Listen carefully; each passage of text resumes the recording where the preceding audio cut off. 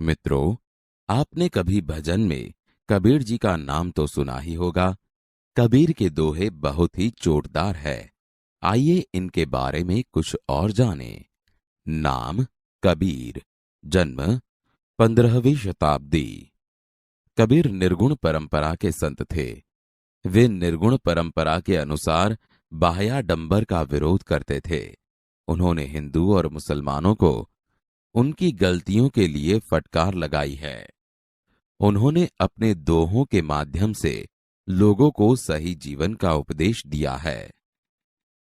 कबीर की तरह रहीम भी बड़े अनुभवी कवि थे। उनके दोहों में जीवन की मूल बातों का निचोड़ है।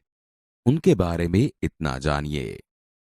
नाम अब्दुर रहीम खान खाना। रहीम रहीम भी 15वीं शताब्दी के संत कवि थे। उन्होंने भी समाज को सही रास्ता दिखाते हुए बहुत ही अच्छे दोहों की रचना की है। वे बहुत ही अनुभवी और उदार संत थे। उनके दोहे सामान्य जन को जीवन के सही पहलू से परिचित करवाते हैं। जीवन मूल्यों का भंडार इनके दोहों में देखने को मिलता है। मित्रों, कबीर और रहीम की तरह तुलसी भी संत कवि थे। उनके दोहों में जीवन की सही बातों को उजागर करने का प्रयास देखने को मिलता है। नाम संत तुलसीदास।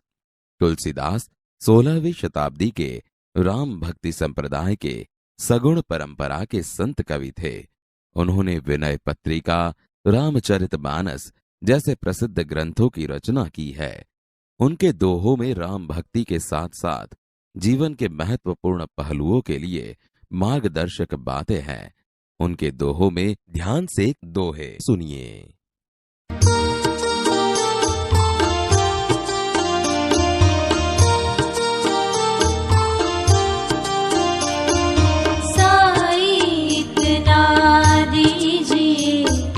जामे कुटुम समाय, मैं भी भूखा ना रहूं, साधु न भूखा जाए।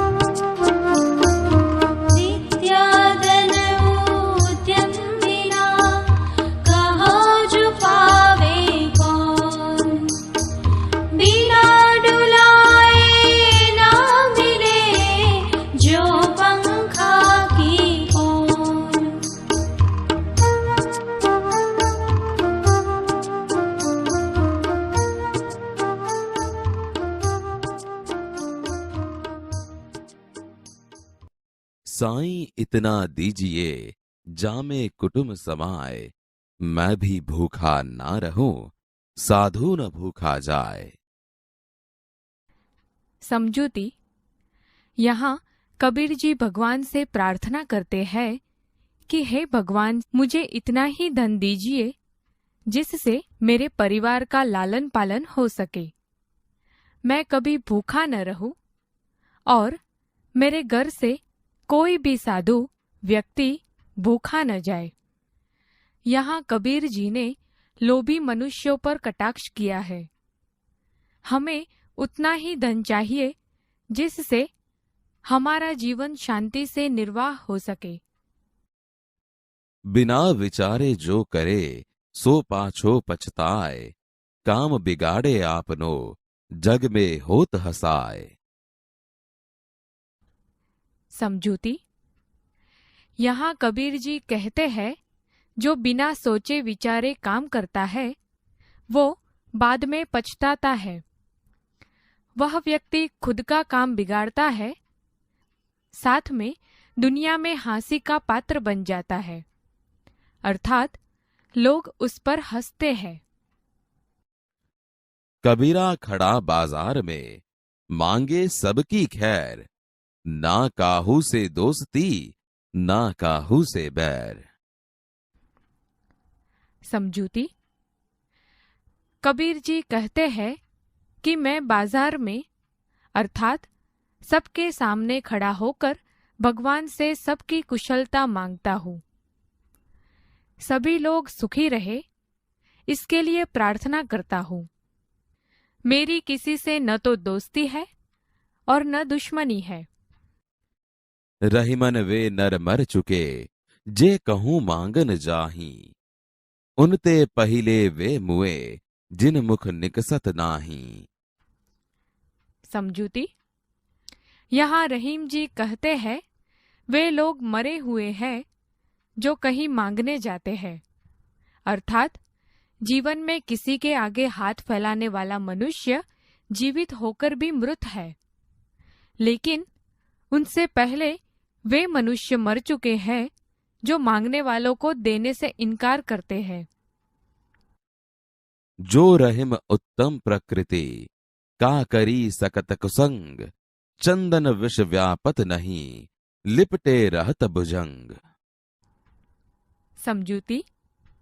यहाँ पर रहीम जी उदाहरण देकर कहते हैं कि उत्तम स्वभाव के व्यक्ति पर बुरे लोगों का संग कभी भी असर नहीं कर सकता।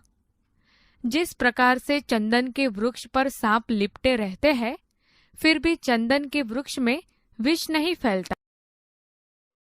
बड़े बड़ाई न करे, बड़े न बोले बोल, रहीमन हीरा कब कहे, लाख टका मेरो मोल। समझूती। रहीम जी कहते हैं कि बड़े लोग कभी भी खुद की प्रशंसा नहीं करते हैं, अपने बारे में कभी भी बड़ी बड़ी बातें नहीं करते। जिस प्रकार हीरा भी नहीं कहता कि मेरी कीमत लाख रुपए है। आवत ही हरेश नहीं, नैनन नहीं स्नेह, तुलसी वहां न जाइए, कंचन बरसे मेघ। समझूती। यहाँ तुलसी जी कहते हैं कि हमें उस जगह अर्थात घर कभी भी नहीं जाना चाहिए जहाँ किसी के आने से हृदय में आनंद न हो और आंखों में प्रेम अर्थात स्नेह न हो, भले ही वहां पर सोने की बारिश हो रही हो। विद्या धन उद्यम बिना, काहो जो पावे कौन, बिना डुलाए न मिले, जोंक पंखा को पौन। समझूती। यहाँ तुलसी जी जीवन में परिश्रम के महत्व को बताते हुए कहते हैं कि जीवन में परिश्रम, सच्ची मेहनत के बिना कौन विद्या पा सकता है। जिस प्रकार हाथ से हिलाए बिना पंखा भी हवा अर्थात पवन नहीं देता।